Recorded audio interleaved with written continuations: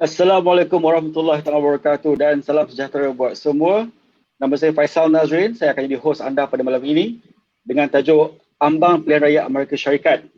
Kerana seperti kita tahu, negara Amerika Syarikat bakal mengadakan pemilihan presiden dalam tempoh kurang daripada 24 jam dari masa sekarang. Jadi kami malu-alukan audiens malam ni yang log in melalui Facebook Live, My Two Cents yang merupakan portal bebas yang mengulas topik perniagaan, ekonomi, politik dan isu-isu semasa.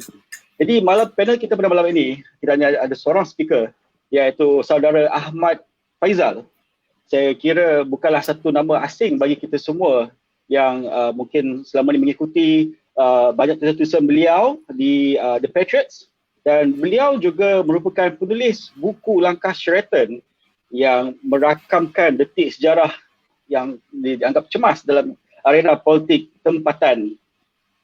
Selain itu, saya difahamkan saudara Faizal sudah lama mengikuti perkembangan politik bukan sekat di Malaysia, juga di peringkat antarabangsa, dan beliau punya minat mendalam terhadap perkembangan politik, contohnya di Amerika Syarikat yang telah memerhatikan pergerakan politik pilihan presiden sejak dari tahun 2012 lagi. Pada masa itu Presiden Obama menentang Romney. Dan malam ini beliau akan mengulas mengenai pilihan raya presiden yang akan datang. Jadi sebelum kita mulakan dengan soalan kita pertama, mungkin saya ingin menjemput dulu saudara Faizal untuk mungkin menerangkan seringkas mengenai sistem dan juga latar belakang pemilihan presiden di Amerika Syarikat yang tidak sama dengan di Malaysia. Bukan betul saudara Faizal? Silakan.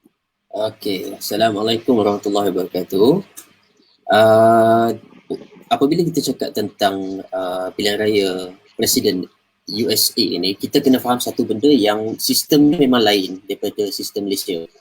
Macam sistem Malaysia ni untuk jadi Perdana Menteri, kita kena buat satu pilihan raya yang mana kena kumpul around 220 jumlah keseluruhan adalah 222 kursi parlimen, yang separuh daripada itu akan membentuk government Malaysia. Amerika Syarikat pula dia lain. Kalau mengikut artikel 2 dalam perlembagaan mereka, seseorang yang nak jadi presiden kena, pertama sekali kena natural birth dekat USA. Dia kena beranak di tanah air USA. Dan dia kena berusia sekurang-kurangnya 35 tahun. Dan dia kena menetap di USA selama 14 tahun sekurang-kurangnya. Mana-mana yang prasyarat ni kalau dia tak tepati, dia mungkin boleh tersingkir daripada pencalonan. Sebab tu masa Obama jadi presiden demikian hari, ada isu tentang dia punya birth certificate. Kononnya dia diberanak kat Kenya, dia diberanak di Indonesia juga. Indonesia ada juga. Tetapi benda tu tak terbukti sah. Jadi apa yang berlaku adalah dia kekal as presiden dan dia pimpin sampai tahun Januari 2017. Jadi untuk kita memahami pilihan raya presiden ini, sekejap, kita kena tengok pertama sekali macam mana Donald Trump menang hari itu, tahun 2016. Okay. You boleh share? Okay. Tahun 2016 kita boleh nampak di sini ada negeri Amerika Syarikat yang warna biru dan juga yang warna merah. Republican iaitu Donald Trump adalah yang merah. Clinton pula untuk Parti Demokratik adalah biru. Okey, di sini apa yang kita boleh nampak adalah Donald Trump memenangi 306 kursi dan Hillary Clinton pula memenangi 232. Seorang calon kena menang 270 untuk membentuk government di USA. Dan kita nampak 306 ni macam besar, kira gap dia lagi luas daripada Clinton. Apa yang kita perlu nampak di sini adalah Amerika Syarikat ni, contohnya kalau Malaysia ni dia ada sistem semasa ni dia macam saya cakap tadi, parlimen. Satu negeri tu mungkin ada banyak kursi parlimen. Macam Kedah misalnya ada Padang Serai, ada Alor Setar dan macam-macam lagi lah. Langkawi, dan dalam Kedah ada kursi DUN pula.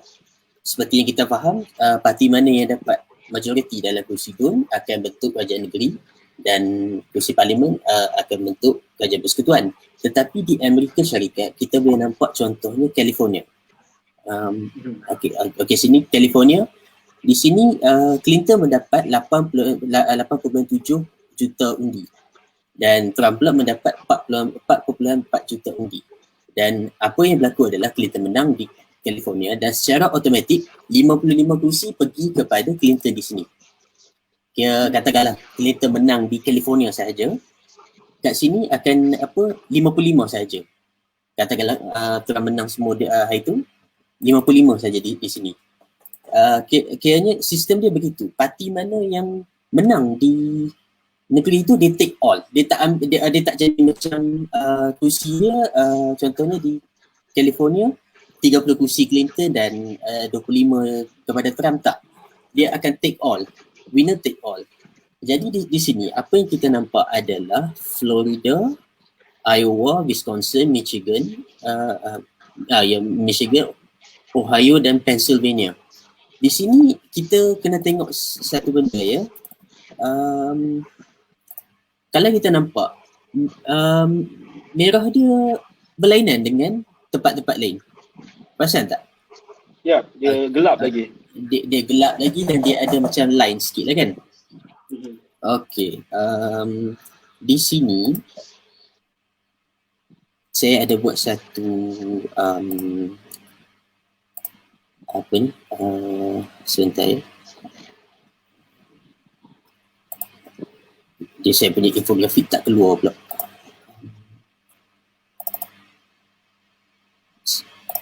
Okey, tak apa.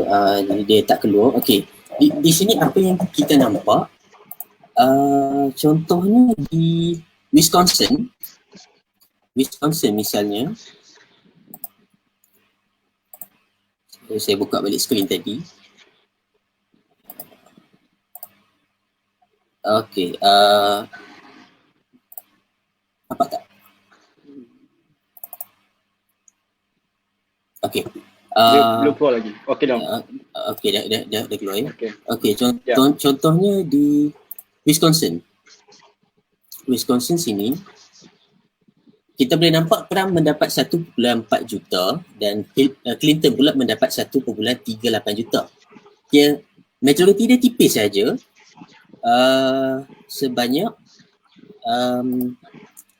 91,234. Okey, di sini kita kena tahu yang sebenarnya satu masa tahun 2012 Obama mendapat 1.025 juta dan Mitt Romney pula mendapat 1.233 juta. Kiranya majoriti Republican turun di Wisconsin. Dan ada lagi contoh yang kita boleh ambil.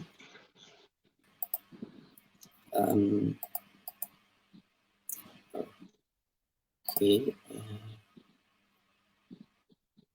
Yang contoh yang saya nak tekankan betul-betul adalah satu lagi negeri, Arizona rasanya. Okey, ya betul. Di Arizona kita boleh nampak Trump memenangi 1.25 juta dan Clinton 6. Okey, majoriti ini pun tipis, tetapi apa yang kita nampak dalam dua negeri ini, Trump mendapat 11 kursi dan kat sini 10 kursi, 21 kursi. Andainya Trump tak memenangi ini, 306 dia akan susut. Dan dia akan ada sekitar 279 je. Dia atas pagar lah, senang kata. Dan kata kalau dia tak memenangi tipis di macam Michigan, Pennsylvania, Ohio, dia takkan membentuk government tahun 2016. Kiranya apa yang saya nak sampaikan adalah Trump memenangi secara tipis di beberapa negeri USA ini, tetapi dia masih walaupun tipis dia mendapat kursi semuanya. Okey, itu dari segi electoral votes EV, betul tak kan? Bagaimana dengan undi popular? Sejauh mana ia memainkan peranan atau it doesn't matter, yang penting EV itu sendiri? Okey, dari segi undi popular kita tahu dalam sejarah 2 kali undi popular menjadi apa? Menjadi isu utama. Tahun 2000 Al Gore mendapat undi popular berbanding George Bush, dan 2016 Hillary Clinton mendapat lebih lagi daripada Trump. Okey, apa yang saya nak sampaikan adalah undi popular ni dia tak mempengaruhi sangat tentang pembentukan kerajaan. Dan sebenarnya fact dia tak membuat apa-apa efek pun untuk membentuk government tu sendiri. Dan dari segi undi kerusi pula, itulah yang membentuk government di White House itu sendiri. Okey, jelas. Maaf ya, dia 4 kali yang undi popular tu pihak lawan tu yang dapat banyak lagi. Tapi zaman moden kita 2 kali, 2000 dan 2016. Okey, jelas di situ. So, sebelum saya pergi soal selanjutnya, saya difahamkan yang pemilihan yang akan bermula esok, waktu di sana 3 November. Tetapi lebih kurang 100 juta pengundi telah pun terlibat dalam early voting. Dan dan ini saya difahamkan buat masa ni ianya menandakan satu perasaan antara keluaran mengundi yang tertinggi dalam history dia.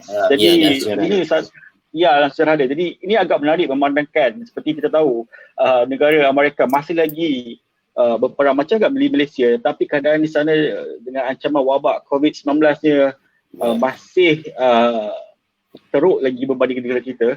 Tapi ini tidak menghalang rakyatnya untuk keluar juga dan mengundi. Jadi kita nak tanya sikit, saya tanya sikit pasal COVID-19 ni. Apa yang menyebabkan COVID-19 masih berlalu di Amerika Syarikat ni? Apa yang menyebabkan COVID tu teruklah di USA? Apa yang saya nampak adalah sebenarnya Amerika Syarikat tak ada central leadership yang kukuh macam negara-negara lain. Macam contohnya Malaysia, saya boleh kata menguruskan COVID dengan baik, cuma dengan keadaan yang terkini pasal PRU Sabah ni, pilihan raya negeri Sabah ni dia jadi kacau sikit lah. Tapi sebelum tu kita indeks kita naik, turun dan level up, dia rata saja. Dan saya pernah ingat yang kita peratusan antara yang positif dan juga yang popular itu memang dah hampir dah pun. Dah hampir-hampir out dah pun. Tetapi di Amerika Syarikat pernah ketika dia mula sampailah sekarang dia naik turun. Dan third wave ini, third wave yang paling tidak membahaya, maksud nak kata graf third wave yang paling rendah hampir-hampir sama dengan graf first wave tertinggi. Kiranya dia naik turun. The lack of leadership dan juga conflicting antara White House dan juga negeri-negeri dia. Tetapi sebelum kita sentuh kenapa COVID-19 dia menular di sana, kita kena tengok balik pada tahun 2017 apabila Obama tinggalkan White House. Dia tak tinggalkan kosong tau, dia tinggalkan satu pandemic playbook. Pandemic playbook ni dia mengumpulkan instruction manual berdasarkan semua yang pengalaman mereka dalam mengendalikan pandemik. Pengalaman mereka adalah macam apa nak buat early response kalau berlaku masalah penyakit ataupun insiden biologi apa-apa pun. Pandemic playbook ni memainkan peranan. Apabila dia pass ke government Trump, ia bagaikan tidak diindahkan. Kalau Trump tak baca sekalipun, pandemik ni boleh pergi ke mana-mana government dia. Mike Pence sebagai vice president ke, Alex Azar sebagai setiausaha kesihatan dia sama macam menteri kesihatan kita, cuma mereka pakai setiausaha lah. Ataupun Chad Wolf sebagai ketua dalam Homeland Security. Chad Wolf ni dia tak silap saya dia pemangku saja. Tetapi waktu COVID-19 mula, dialah memegang jawatan tu. Dan dalam satu sesi dia dipersoalkan oleh Senator Kennedy rasanya. Ada a few soalan penting juga. Antara soalan yang kita nampak dia macam tak boleh nak jawab adalah berkaitan vaksin dan juga berapa ramai dah terdedah dengan virus ni. Dia tak dapat bagi jawapan yang direct. Jadi dia macam menimbulkan persoalan sama ada daripada Februari tu lagi waktu dia ditanya soalan dia kita nampak yang Amerika Syarikat agak terkejut dalam mengendalikan COVID-19 ni. Tetapi kita tak boleh nak mempersalahkan Trump pun sebab basically banyak negara yang kena teruk. Rusia asalnya manage COVID dengan elok, tiba-tiba dia memuncak. India pun katanya dongkali lah, donim lah boleh mencegah, tapi dia orang pun memuncak. Dan USA pun sekarang ni masih lagi di atas. Cuma apa yang saya nak sentuh adalah pandemic playbook tu dah tulis siap dah langkah-langkah nak mencegah. Contohnya home isolation, pengasingan rumah oleh kepada orang yang sakit dan juga quarantine kepada orang yang dah terdedah. Sekolah dihentikan, social distancing. Ini before COVID tau. Social distancing, himpunan orang ramai macam kenduri, macam majlis kahwin ke Christmas ke dikurangkan ataupun dibatalkan. Dan paling utama sekali adalah pakai personal protective, macam pelitup muka, face shield tu, semuanya dah disediakan. Dan berkali-kali juga Anthony Fauci sebagai ketua dalam Institut Kesihatan mereka, dia sarankan mask pelitup muka. Tetapi Trump dilihat tak begitu menyokong dengan pelitup muka itu sendiri. Dan daripada awal lagi apa yang saya nampak, Trump agak downplay isu COVID ni.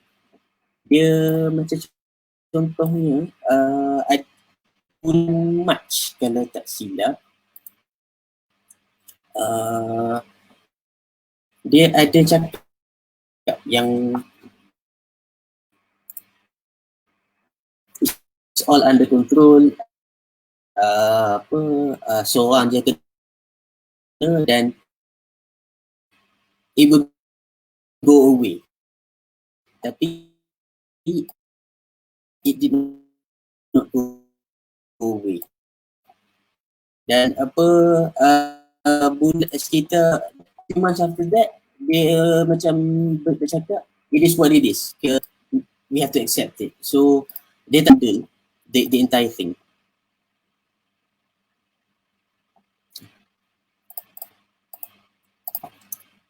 Okay, Oktober 2, 2020, dia buat timeline macam mana Trump downplay pandemik ini. Januari 22, bukannya bulan Mac, Januari 22, dia kata we have it totally under control. Seorang je daripada China is going to be fine. Tapi 27 Februari is going to disappear. One day it's like a miracle, it will disappear. Mac 11 ada bunyi lain pula, dan semakin lama kes COVID makin naik, jadi kita tahulah apa yang berlaku sekarang ni. Dan yang paling kita perlu tekankan adalah latest ni dia ada macam cakap tentang doktor pula. Dia mengatakan seolah-olah angka kematian COVID tu di Amerika Syarikat dikembangkan untuk doktor kau duit. Di sini kita nampak yang persekutuan White House cakap lain, Anthony Fauci cakap lain, dan kabinet White House, kabinet Trump macam Chad Wolf asalnya tu tak dapat menjawab. Dan di bahagian bawah, di bahagian rakyat ni dia macam terbelah. Ada yang menyokong pelitup muka, ada yang kata aku layak mai ke kedai ni, hak aku tak pakai pelitup muka adalah hak aku.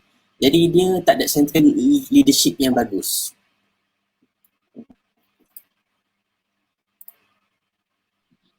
Okey, menarik. Kalau saya nak tanya, nak panjangkan sikit on the point bila saudara mengatakan the lack of central leadership dekat situ kan. Mungkin kat situ yang saya nak tanya juga, agak ironi bila kita tengok Presiden Trump di peringkat antarabangsa cuba menggambarkan persona beliau sebagai seorang strongman. Dia macam apa yang kita boleh nampak zaman sekarang ni, even dari dulu lagi pun kan. Strongman-nya. Yang mana strongman punya figura. Bukan di US, di luar negara kita ada macam Presiden Erdogan, Xi Jinping, pemimpin dari China. Narendra Modi, India, dan juga Vladimir Putin di Rusia. Ni semuanya pemimpin kuasa-kuasa besar dunia yang portray diri mereka sebagai seorang strongman. Jadi kat situ nampak Trump juga cuba memainkan ataupun menaikkan figura beliau sebagai seorang strongman di Amerika Syarikat. Soalan saya, anda kata Presiden Donald Trump jatuh, adakah ini bermakna zaman strongman di US ni adakah is over atau mungkin sama ni ianya hanyalah ilusi? Untuk mengatakan dia ilusi, mungkin dia macam over sikit. Memang betul apa yang berlaku di USA kadang ada spillover effect. Macam contohnya masa Bill Clinton, dia ada pengaruh dasar luar negara dia, Obama ada cara dia sendiri. Tetapi dari segi Donald Trump, contohnya kalau dia kalah, dia tewas pada Joe Biden, dan ini susah sikit kita nak bandingkan dengan Modi, Erdogan, Jinping dan juga Putin. Saya ambil contoh Putin misalnya. Putin dia mula jadi presiden tahun 1999 sebagai pemangku. Ketika itu Boris Yeltsin dia ada masalah kesihatan, contohnya masalah jantung, dan ekonomi Rusia pun hancur. Lepas Yeltsin keluarkan Rusia, keluar daripada Kesatuan Soviet, ekonomi Rusia tu sendiri dalam masalah. Korupsi dahsyat juga. Yeltsin ada dia punya kroni-kroni dia macam Boris Berezovsky, Vladimir Guzinski, semua ni kira macam orang kaya yang menentukan dasar untuk Rusia. Rakyat Rusia mungkin nampak benda ni. Dia nampak benda ni dan dia tengok Putin. Kebetulan waktu Putin naik pula, harga minyak melambung, harga minyak mentah dunia melambung. Mungkin rakyat nampak yang Putin ni adalah satu-satunya individu yang menyatukan Rusia, yang membangunkan Rusia. As for Trump, kalau dia kalah, saya tak rasa ada kecenderungan on right wing or left wing, tetapi dia lebih kepada pandemic response dan juga perangai dia sendiri, attitude dia. Of course, dalam election ni, dia boleh kalah, dia boleh menang. Ada chance dia kalah sebab sejarah menunjukkan yang incumbent presiden atau incumbent party akan kalah. Bukan akan kalah, boleh kalah apabila menghadapi satu krisis. Contohnya kita ambil Herbert Hoover. Dia menang 444 kursi, banyak tu. Republican mengalahkan Democratic. Al Smith, tak silap calon Democratic tu pada tahun 1928. Al Smith mendapat 87 kursi je. Jadi di sini kita nampak yang Trump menang 306 dan Hillary Clinton 232 tadi. Hoover pula menang 444 dan Al Smith 87. Dia jarak yang jauh sangat. Hoover menang bergaya. Tetapi tahun 1932, Hoover kalah teruk kepada Franklin D. Roosevelt. Tahun 32 tu, kita kena ingat beberapa tahun sebelumnya, iaitu pada tahun 1929, dah mula Wall Street crash dan juga some other stuff yang membuatkan depression tu sendiri. Jadi incumbent party dengan incumbent presiden kalah. Dan kita flash forward tahun 2008, incumbent party Republican, sebab Bush tak layak nak bertanding lagi for mandat ketiga, dia boleh buat 2 mandat je. Incumbent party pun kalah sebab krisis ekonomi. Obama menang. Jadi ada chance Trump kalah, ada chance dia menang, dan of course ada chance Biden pun kalah. Sebab kalau kita tengok sejarah, Republican banyak sapu licin juga. Waktu Richard Nixon Ronald Reagan yang majoriti dia sangat besar, lagi jauh. Dan Herbert Hoover pun adalah contoh juga, dia menang yang besar. Jadi kalau nak kata zaman strongman tu dah berakhir tu mungkin tak lah. Tapi dia lebih kepada dasar Trump tu sendiri. Menarik. Saya nak tanya sikit. Tadi saudara ada ulaskan sikit, bagi sedikit latar belakang mengenai senario politik di Rusia dan macam mana Presiden Vladimir Putin masuk dalam arena politik. Sebab tadi sebut pasal Rusia, saya nak kaitkan juga dengan pemilihan raya di pemilihan Presiden US ni. Kita dengar daripada 2016 hari tu, banyak dakwaan yang mengatakan Rusia campur tangan dalam aspek pemilihan presiden di Amerika. So boleh cerita sikit tak apa situasi tu, bagaimana ia berlaku dan status sekarang macam mana tu? Kalau cerita sikit tu susah sebab dia memang complicated, cerita dia panjang. Tapi tahun 2016 ikut pengalaman saya lah, itu first time saya tengok ada dakwaan yang Rusia sebagai negara pernah jadi musuh kepada USA, Rusia campur tangan dalam pilihan raya. Dan situasi ni kita tak nampak pelik sangat pun sebab Rusia, personally speaking, apa yang saya nampak, Rusia memang tak suka dengan Clinton sebab Clinton semasa jadi Setiausaha Negeri tu Secretary of State, dia Menteri Luar Negeri rasanya, dia punya status dia tu. Dia membuat dasar yang tak mesra dengan Rusia. Jadi obviously lah dia orang campur tangan untuk bagi Trump menang. Tetapi kalau di sini ada satu persepsi kononnya Trump menang sebab Rusia, tapi sebenarnya tak. Trump ada dia punya pembawaan dia, rakyat setuju dengan dia dan dia menang tahun 2016. Tetapi berkaitan dengan campur tangan ni, ada siasatan 2 tahun demikian hari yang dilancarkan oleh Robert Mueller. Robert Mueller ni bekas pengarah FBI. Dia kira bekas pengarah pihak berkuasa USA dan FBI betul. Dan report dia concluded yang Rusia memang campur tangan dalam keadaan yang dengan cara yang sistematik. Dengan testimoni dia tahun 2019 bulan Julai, dia mengatakan bahawa Rusia buat campur tangan dan melalui kempen maklumat palsu tentang election US ni sendiri. Dan maklumat palsu tu antaranya kira macam kita boleh faham lah sebagai pilihan raya tu sendiri, mungkin kita dari segi spesifik saya tak dapat nak cerita, tetapi mungkin ada berita yang tak betul dan juga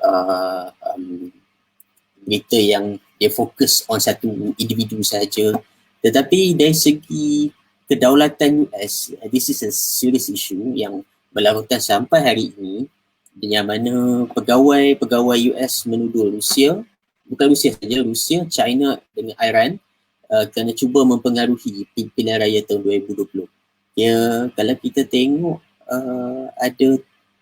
ada beribu-ribu akaun palsu jugalah didakwa dicipta untuk campur tangan dalam pilihan raya US itu sendiri. Dan juga dia, kalau kita nak nampak punca berlakunya konflik ini, mungkin sebab sanction yang Obama pernah tetapkan kepada Rusia, Obama-Biden, sebab Rusia ambil Crimea daripada Ukraine. Kiranya mungkin itu sebagai punca, sebab tahun itu memang sangat panas. Kita pun kehilangan MH17 selepas kehilangan MH370 yang dalam situasi yang sangat genting untuk negara kita. Dan Rusia ketika itu dengan sanction yang dibuat oleh tim Obama-Biden, ekonomi mereka sakit jugalah. Mata wang Rusia menyusut dengan teruk. Dan ini spekulasi saya saja, tapi mungkin betul mungkin tidak. Tapi apa yang saya nampak, dia memang ada kaitan dengan apa yang berlaku pada tahun itu. Dia berlarutan sampai hari ini. Sebab permainan media menampakkan bahawa Trump mendapat keuntungan besar, Putin mendapat keuntungan besar dengan kedua-dua individu ini kat dalam office mereka masing-masing. Okay, saya nak tanya satu okay, on that point, bila kita buat perbandingan dengan pemimpin yang lalu, tadi pun saudara Faizal sebut mengenai his record Hillary Clinton sebagai bekas Secretary of State. Of course, memang tidak asing lagi lah jadi untuk pengundi ataupun pemimpin politik akan membuat perbandingan pemimpin lain antara satu sama lain, termasuklah Presiden Donald Trump. Tapi ada pendapat umum yang mengatakan bahawa seburuk-buruk Trump ni pun, dia at least dia kononnya tak melancarkan foreign war atau tidak berperang dengan negara lain kalau banding dengan Bill Clinton, George Bush dan juga Presiden Barack Obama. Jadi apa pandangan saudara mengenai hal ni? Betul, Trump tidak melancarkan peperangan dengan sesiapa. Kalau kita tengok tahun 2017 dia angkat sumpah, 18, 19 dan sekarang ni tahun 2020 memang pelik lah kalau dia isytiharkan perang dengan COVID ni semua ni. Tetapi untuk mengatakan yang Trump macam bersih sebersih-bersihnya, susah juga kita nak cakap sebab Trump juga menghantar tentera ke Afghanistan. Dan juga kita nampak yang apabila Trump undurkan Amerika Syarikat daripada pentas global, Timur Tengah tidak aman. Sebab macam kita nampak apabila contohnya Saddam Hussein dijatuhkan oleh pentadbiran Bush dan Muammar Gaddafi dijatuhkan semasa pentadbiran Obama. Iraq, Libya. Apabila kedua-dua diktator ni tak ada, kedua-dua negara ni aman tak? Tak aman.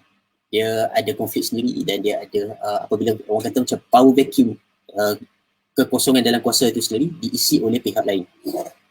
Libya sampai sekarang masalah, Iraq sampai sekarang masalah. Tetapi bila kita kata Trump undurkan USA daripada pentas global, pihak lain yang mengambil alih. Contohnya Arab Saudi buat sekatan di Qatar yang tidak menghala ke peperangan, tetapi Arab Saudi juga buat campur tangan di Yaman. Dan di Yaman, Trump menjual senjata, Amerika Syarikat menjual senjata yang Trump tanda tangani sebanyak $110 bilion. Dan campur tangan di Yaman ni adalah bagi saya agak besar juga kegagalan dia sebab Houthi masih berkuasa dan dah 5 tahun dah kalau tak silap, dan Yaman sekarang ni ada krisis kebuluran yang sangat teruk. Berjuta-juta rakyat dia lapar. Jadi bila kita nak letak ke skop politik kita on Sunni dan Syiah, betul, ianya ada pengaruh yang sangat besar. Tetapi bila kita letak skop kita on rakyat marhin yang tidak mahu konflik, yang nak politik yang stabil, ekonomi membangun. Contohnya seorang ibu yang terpaksa tengok anaknya kurus kering sebab dia tak mampu nak bagi makan, it brings to another level, another dimension of viewing. Of course, dari segi national interest benda ni mungkin tak nampak sebab dia tak berlaku masa US serang Iraq atas dakwaan ada WMD, Weapons of Mass Destruction, dan dia tak berlaku masa Libya dibebaskan oleh demokrasi. Yang sampai sekarang mereka ada krisis ekonomi, krisis politik dan masalah ketidakstabilan. Tetapi apabila kita tengok di Afghanistan pula, Obama dah kurangkan, betulkan saya kalau saya salah, Obama dah kurangkan bilangan tentera di Afghanistan yang Trump tambah. Tetapi penambahan ini pula nampak gayanya macam ada manfaat sebab Trump ada buat peace plan dengan pihak yang di sana. Taliban dan juga USA for the first time come to the table untuk discuss peace. Dan mungkin sebelum-sebelum ni di sebalik tabir ada, cuma kali ni dia lebih gah sebab dia nampak apabila Trump berundur macam ada progress pula. Cuma ketika masa US tak main peranan, ada isu lain pula. Arab Saudi lebih gah dalam nak mempengaruhi keadaan rantau Macam contohnya waktu Mahathir buat KL Summit demikian hari, Arab Saudi macam nampak yang KL Summit tu cuba nak ambil alih OIC. Tetapi kita boleh faham Raja Salman tak main, tapi kita nampak Imran Khan daripada Pakistan yang kata nak main, tiba-tiba tak main. Dari situ kita boleh nampak yang ada influence, power influence yang dimainkan oleh Arab Saudi, dan situasi kat sini dia macam singa dah keluar, harimau pula masuk. Kalau kita nak bandingkan Trump dengan Obama, Bush dengan sebelumnya Bill Clinton. Waktu Bill Clinton mewarisi peperangan daripada bapa Bush, George Herbert Walker Bush. Ketika itu Saddam pergi serang Kuwait. Itu dah satu isu yang sangat besar.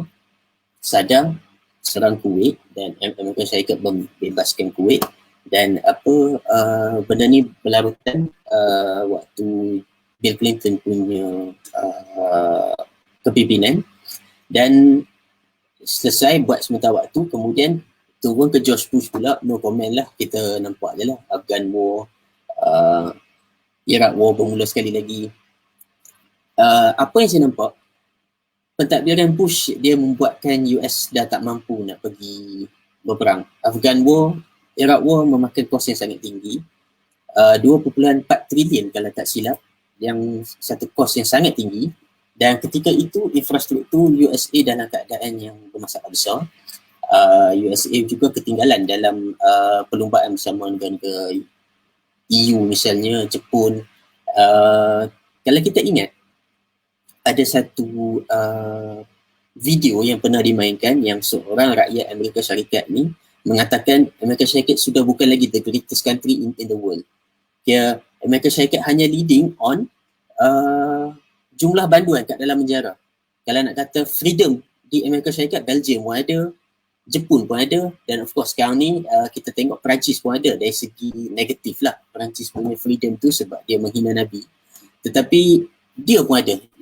Apa saya nak cakap ni, bukan Amerika Syarikat saja yang freedom, Canada pun ada freedom, Sweden pun ada freedom, tetapi mereka perform better than US. Dan US pula, kalau kita nampak sekarang ini, kalau Trump pergi berperang, contohnya 2018, 2019, dia akan ada isu sebab dia ada social issue. Kita nampak sekarang ni ada Black Lives Matter dan juga Antifa yang buat rusuhan sana sini, dan juga mereka buat demonstrasi dan berlaku rusuhan. Benda ni mengingatkan kita pada ketika Vietnam War yang ada rusuhan juga. Jadi kalau macam Trump pergi berperang, dia hanya akan menyusahkan Trump sendiri.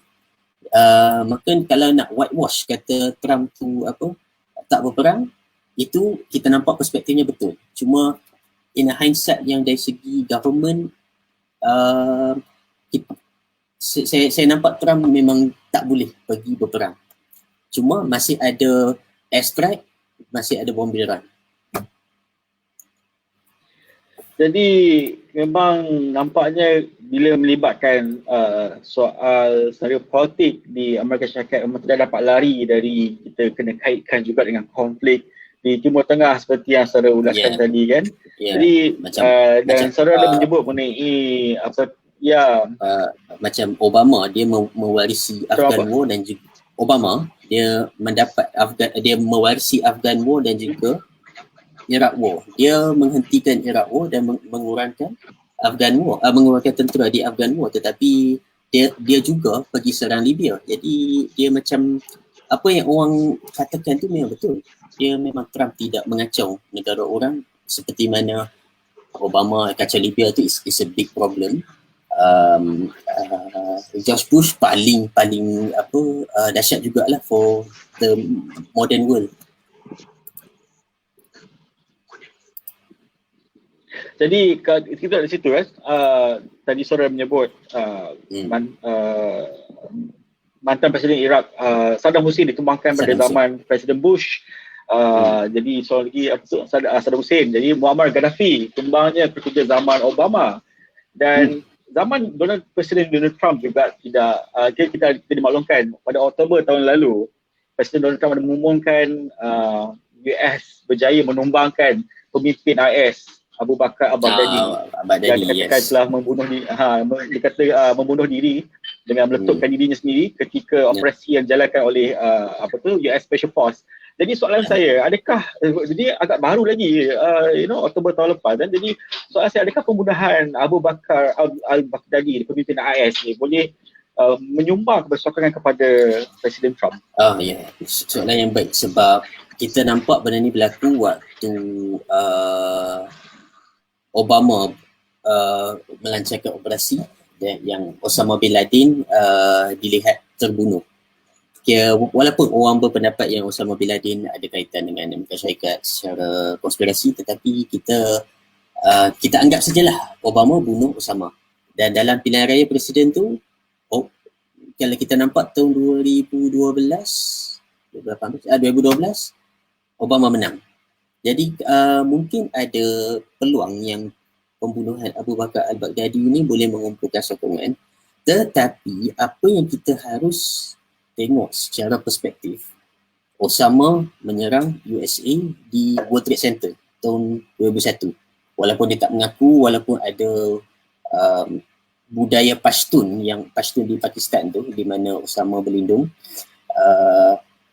Pakistan atau Afghanistan, saya minta maaf, yang tu saya tak pasti sangat. Ada budaya Pashtun yang mengatakan Osama sebagai tetamu tak boleh diserahkan, so dia harus dipelihara.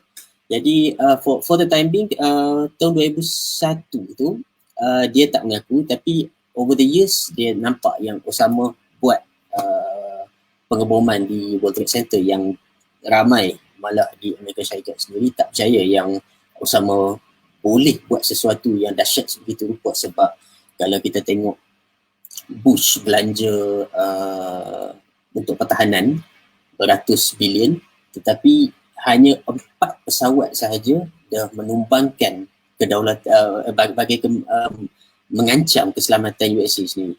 4 pesawat hijack, about 400 billion worth of defense spending dah dipintas. Jadi orang macam tak percaya sampai sekarang yang benda tu adalah betul. Ramai yang kata inside job, tetapi inside job betul, benda tu masih berlaku, ramai yang mati. Jadi in a perspective, rakyat US nampak negara mereka diserang Osama, so Obama pergi bunuh. Dan Abu Bakar al-Baghdadi pula, dia tidak melakukan aktiviti sedahsyat macam World Trade Center punya kes ni. Jadi kalau nak kata dia boleh mempengaruhi, kematian dia boleh mempengaruhi sokongan Trump, mungkin boleh. Namun kalau Trump nak menang pilihan raya, dia kena menang on isu lebih lagi. Okey, yang tu Abu Bakar al-Baghdadi pada Oktober 2019. Kalau saudara kata okey, dia mungkin akan bagi sedikit impact tapi mungkin belum cukup kuat lagi. Bagaimana pula dengan pembunuhan atau the assassination yang diarahkan oleh Presiden Trump kepada Komander Qasem Soleimani yang merupakan salah seorang pemimpin state leader Iran yang sangat berpengaruh. Dan dia berlakunya tak jauh dengan Abu Bakar al-Baghdadi, dan lepas tu Januari itu Oktober 2019, lepas tu Januari pula pembunuhan. Jadi macam mana tu? Kenapa Presiden ni melancarkan operasi ke atas beliau? Dia nampak macam back to back attack. Baghdadi jatuh, Soleimani jatuh. Dia nampak macam Trump tak pergi berperang, tapi dia buat strategik targeting yang berkesan. Kalau untuk Qasem Soleimani ni, dia macam rumit sikit, tetapi kita tengok Qasem Soleimani ini adalah orang kedua paling berkuasa di belakang Ayatollah Ali Khamenei. Dia orang kedua paling berkuasa, not in terms of politics, tapi in terms of tentera. Dia banyak terlibat di operasi luar sempadan. Dan as a matter of fact, dia pernah berpakat dengan USA pada yang September 11 punya attack. Dia pernah berpakat untuk bunuh Osama. Tetapi kemudian kita nampak dia banyak membantu Bashar Assad. Operasi dia pun macam undermine US punya penglibatan di Timur Tengah itu sendiri. Jadi dia adalah sahabat yang menjadi musuh. Dan pembunuhan Qasem Soleimani ni dia berlaku selepas pejabat kedutaan Amerika Syarikat di Baghdad diserang. Dan serangan ini orang kata mereka kata Iran yang buat. Cuma apa yang berlaku adalah serangan ini hanyalah percikan api kepada minyak yang dah lama bertakung.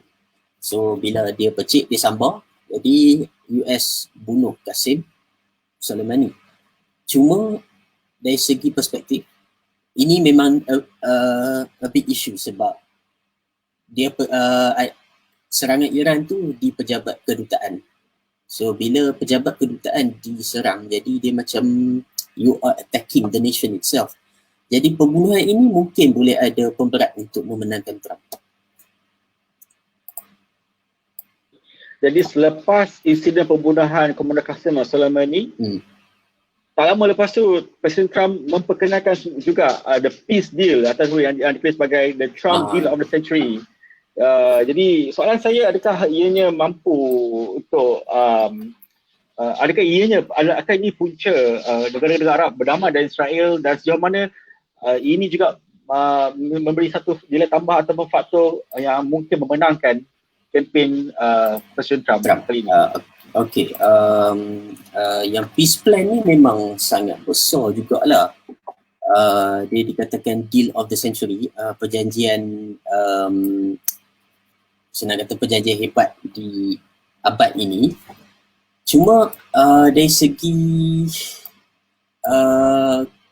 imbangan kuasa antara Palestin dan juga Israel, dia nampak macam, of course lah, dia nampak lebih berat kepada Israel. Dan Palestin pun ada mengatakan yang perjanjian tu dia lebih bias kepada Israel. Tetapi kemudian berlaku satu tempoh normalisasi UAE, Bahrain dengan Sudan. 3 negeri Arab yang all of a sudden selepas peace plan ni diumumkan, all of a sudden dia normalize dengan Israel. Jadi untuk kita nampak macam peace plan ni ada kaitan. Cuma apa yang saya nampak, peace plan ini berlaku bukan kerana perkembangan di sebelah barat mereka, sebaliknya di sebelah timur mereka. Apabila peace plan ini dibuat Trump melalui anak menantu dia, Jared Kushner, ketika itu kita kena tengok pengaruh Iran di sebelah timur dan juga Turki di sebelah utara. Kiranya pengaruh Iran tu bagi saya yang mempengaruhi situasi yang memungkinkan perdamaian itu sendiri. Tetapi harus kita tekan bahawa kali terakhir negara Arab benar-benar berperang dengan Israel was lama dah. Kalau tak silap saya, Lebanon kali terakhir kena semak semula yang tu. It was so long ago. Tetapi apa yang berlaku adalah rakyat Arab sekarang ni tak nampak negara mereka tewas kepada Israel berbanding 1948, macam Arab-Israeli War, Suez Crisis yang membuatkan Gamal Abdel Nasir di Mesir menjadi popular. Tetapi Yom Kippur War, Six Day War, Israel menang. Kira ini macam mengaitkan negara Arab. Kira benda peperangan sebegitu dah tak berlaku hari ini. Sebaliknya Israel membuat serangan taktikal yang target secara spesifik. Dan kalau ada isu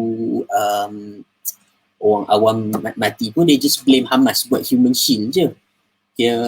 Dan ketika itu ramai akan mengatakan Israel ada hak untuk mempertahankan diri dia, dan Hamas pula diserang Israel. So ianya ada satu kitaran yang berulang. Benda yang sama berulang, benda yang sama berlaku. Orang mati. Jadi dia fokus kat situ, sambil tu negara-negara Arab semua dah membangun dengan pesat. Mereka nampak yang mereka tak nampak yang negara mereka tewas kepada Israel. Jadi benda ni secara berperingkat macam generasi Muhammad bin Salman di Saudi Arabia ini, dia secara berperingkat melihatkannya Israel ini it's not a big problem pun. Tetapi big problem adalah Iran di sebelah timur mereka. Jadi apa yang saya nampak, mereka normalize relation dengan Israel. Normalize bukannya bersahabat terus, dia still normalize dengan Israel untuk pastikan masalah di ancaman Iran tu sendiri dihadkan ke, dibendung ke. Untuk mengatakan peace plan Trump memainkan peranan, saya tak nampak sangat peranan tu. Tetapi untuk menampakkan yang Iran tu lebih ancaman besar, itu ya. Tapi saya ingin sentuh sikit je pasal konflik Israel dan Hamas. Memang betul, Hamas kadang-kadang jaga serangan dulu. Namun, kita kena tengok situasi kehidupan di Gaza itu sendiri. Dan situasi yang sama pernah berlaku satu masa dulu di Jerman. Waktu zaman interwar, Perang Dunia Pertama, Perang Dunia Kedua, zaman tengah-tengah tu. Hyperinflation, masalah kesihatan, makanan mahal, tenaga susah nak dapat, maksudnya elektrik susah nak dijana. Jadi slowly it involve into war. So there is no peace plan antara dua pihak ni. Sebaliknya dia menyebabkan satu-satunya yang kita boleh buat berperang sajalah. Okey, jadi kita ada tak banyak masa, kita ada lebih kurang 10 minit lagi sebelum tamatkan sesi kali ini. Tapi sebelum saya ingat saya nak ambil sikit soalan daripada audience kita. But before I go into the question, saya nak tanya last question daripada saya. Sebab kita banyak cakap pasal Trump kan, incumbent president, baru kita cakap pasal pencabar beliau pula, Joe Biden. So question sekarang kita ada isu yang anak Joe Biden telah dikaitkan dengan kontroversi email. Hunter Biden. Jadi macam mana nampak sama? Macam waktu 2016 dulu. Jadi apa yang jadi sebenarnya dan apakah kontroversi ni yang bakal menyumbang kepada kekalahan Biden? Kekalahan Biden kalau berlaku berkaitan email ni, dia tak sama macam masa Clinton dulu. Masa Clinton dulu, Clinton mengakui yang dia buat kerja politik, kerja dia sebagai setiausaha negara, Secretary of State. Dia buat apa, dia menggunakan email peribadi dia untuk buat kerja rasmi. Kiranya email peribadi tu tak secure. Kira kerja rasmi dan juga email peribadi. Kira dengan Biden ni dia nampak lebih kepada conflict of interest, yang Hunter Biden menggunakan Joe Biden untuk dapat manfaat. Tetapi benda ni ditimbulkan oleh Rudy Giuliani, oleh orang kanan Trump sendiri, dan Biden pun menafikan apa yang berlaku, dan traction dia tu tak sama macam ketika Clinton dulu. Ketika Clinton dulu ada isu email dan ada investigation oleh James Comey, dan sekarang ni contoh pilihan raya dalam masa beberapa jam lagi dan dia tak ada traction yang sama. Okay, that's good. Alright, jadi saya nak ambil satu soalan. Kita mulakan first soalan ni daripada audience. Saya tengok dekat Facebook kat sini kan. Saya nak pilih dulu. So kita pada lebih kurang 6 minit. 6 minit lagi. Okay. Boleh. Apakah Malaysia atau dunia sendiri boleh kita expect dari dasar luar foreign policy yang bakal Biden atau Trump laksanakan? Soalan daripada saudara Muhammad Jamali. Ni soalan dia. Apakah what can we expect dari foreign policy antara keduanya? Adakah kita akan saksikan US China trade war akan dimulakan lagi? Macam mana tu? Okey, dari segi foreign policy dengan Malaysia, pertama sekali Trump dan juga Biden sekarang ni masih lagi dalam peringkat manifesto. Walaupun Trump dah tunjuk dia punya dasar dia, tapi kita tak nafikan dia menang dan dia ubah haluan dan dia buat pendekatan yang lain. Benda tu boleh berlaku. Tetapi Trump dan juga Biden masih lagi dalam peringkat manifesto tu sendiri. Dan kita tahulah manifesto bukan janji kan. Dan situasinya kita kena tengok masa keadaan Malaysia sendiri sekarang ni. Kita boleh ambil satu contoh. kita dikejutkan, sebenarnya bukan dikejutkan sangat pun, dengan sekatan kelapa sawit ke US. Sekatan kelapa sawit ke US. Okey, apa yang saya kurang gemar dengan Trump adalah dia mengundurkan Amerika Syarikat daripada TPPA. TPPA waktu awal-awal tu memang ada macam concern sikit yang dia adalah satu perdagangan terlalu bebas yang boleh bagi efek kepada Malaysia, efek yang tak baik. Tetapi setelah rundingan-rundingan dibuat, apa yang saya nampak satu manfaat dalam TPPA adalah dia ada satu mahkamah dia sendiri, mahkamah timbantara dia sendiri untuk evaluate apakah halangan perdagangan, itu kan perdagangan bebas kan, halangan perdagangan iaitu sekatan sawit ini adalah satu hujah yang baik, iaitu Malaysia menggunakan forced labour, buruh paksa. Kalau situasi sekarang tak ada TPPA, kalau kita buktikan kepada Trump sekalipun yang there is no forced labour, Trump said okay, so what, I don't have to take your minyak sawit. Tapi kalau ada TPPA, kita boleh buat investor state dispute settlement, pelabur dan juga negara nak selesaikan pertikaian yang berlaku. Jadi dari situ kita boleh nampak Biden sebagai vice president join Obama negotiate TPPA, Trump keluarkan US daripada TPPA, dan ini adalah satu kesan yang bagi saya Malaysia rasa juga. Tetapi Malaysia masih lagi ada pasaran lain iaitu China dan juga India dan banyak lagi lah. Cuma kalau ada pasaran USA, apa yang saya nampak industri sawit kita lagi berkembang lah sebab rakyat mereka berkemampuan dan rakyat mereka ramai wang.